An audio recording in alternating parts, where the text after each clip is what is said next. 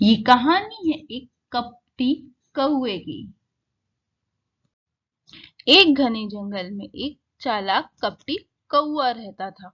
वह अपनी चालाकी से दूसरों को धोखा देकर अपना पेट भरता था। उसका स्वभाव इतना धूर्त था कि जंगल के बाकी जानवर उससे दूर ही रहते थे। एक दिन कौवे को जोर की भूख लगी।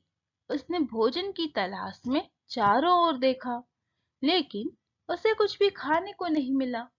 तभी उसकी नजर एक पेड़ के नीचे आराम कर रहे भोले से कबूतर पर पड़ी। कबूतर की चोंच में एक बड़ा सा रसीला फल था, जिसे वह मजे से खा रहा था। कपटी कौवे के मुंह में पानी आ गया। उसने सोचा, अगर मैं इस कबूतर को बेवकूफ बना दूं, तो यह फल मेरा हो सकता है। कौवे ने मीठी आवाज में कहा, अरे प्यारे कबूतर, तुम कितने सुंदर हो। तुम्हारे पंख तो जैसे चांदी की तरह चमकते हैं और तुम्हारी आंखें मानो मोतियों की तरह दमकती हैं। मुझे यकीन है तुम्हारी आवाज भी बहुत मधुर होगी। क्या तुम मेरे लिए एक प्यारा सा गीत गाओगे? कबूतर ने अपनी खुद की प्रशंसा पहले कभी नहीं सुनी थी। वह खुशी से फूला नहीं समाया और गाने के लिए जैसे ही उसने चोंच खोली, फल नीचे गिर पड़ा। कपटी कौवा तुरंत फल झपट कर उड़ गया और पेड़ की ऊंची डाल पर जाकर बैठ गया। कबूतर को अपनी मूर्खता पर पछतावा हुआ। उसने सोचा, अरे यह तो मुझे बेवकूफ बनाकर मेरा फल ले गया।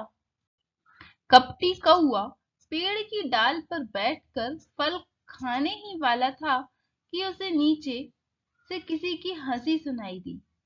उसने नीचे देखा तो एक लोमड़ी मुस्कुरा रही थी। लोमड़ी ने कहा, वाह कौवे मियाँ, तुम तो बहुत चालाक हो। इतनी आसानी से फल पा लिया। पर क्या तुम्हें नहीं लगता कि एक चालाक को दूसरा चालाक भी बेवकूफ बना सकता है? कौवे को समझ नहीं आया कि लोमड़ी क्या कहना चाहती है। उसने चिढ़कर कहा, तुम मुझसे जलती हो क्योंकि तुम्हें यह फल नहीं मिला। लोमड़ी भी हंसते हुए बोली, अरे नहीं, मैं तो बस यह देखने आई थी कि क्या तुम सच में इतने समझदार हो जितना तुमने कबूतर को बेवकूफ बनाकर दिखाया है। पर मुझे लगता है तुम भी दूसरों की तरह ही भोले हो।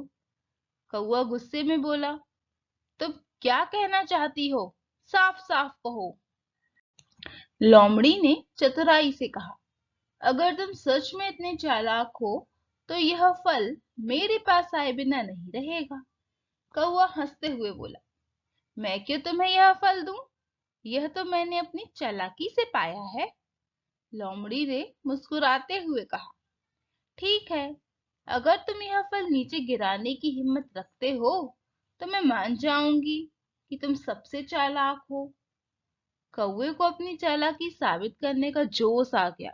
उसने सोचा, अगर मैंने फल नीचे गिराया और फिर से झपट लिया तो लोमड़ी को समझ में आ जाएगा कि मैं उससे भी ज्यादा चालाक हूँ।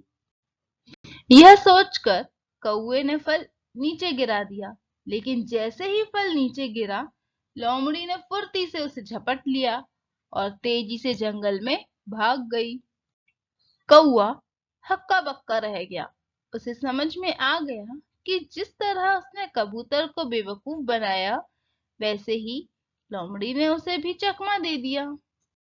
कहानी से सीख लेना चाहिए, जैसे को तैसा।